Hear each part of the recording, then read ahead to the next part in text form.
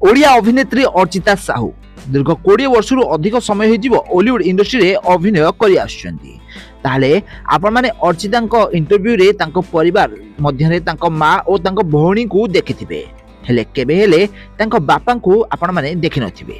ताले अर्चिता बापा एबे कोठी अछंती यह विषय रे अर्चिता गोटे इंटरव्यू रे कहिसंती। आसंतु आज वीडियो रे यह विषय रे संपूर्ण विवरणी जानिबा।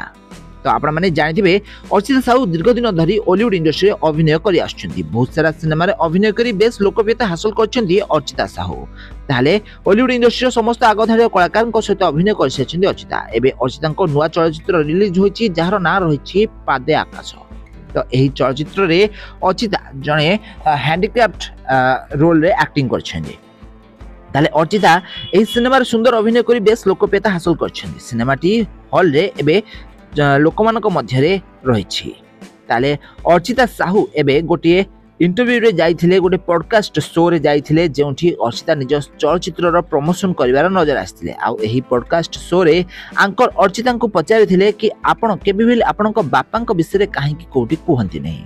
तो अर्चिता यार उत्तर देबाकू जाई कहिथिले कि तांको बापा जेतेबेले से किछि मासर होइथिले सेतेबेले तांको बापांकर गोटे दुर्घटना रे तांकर मृत्यु होइथिला। एही समय अर्चिता माँ को मात्र 24 वर्ष बयस होइथिला।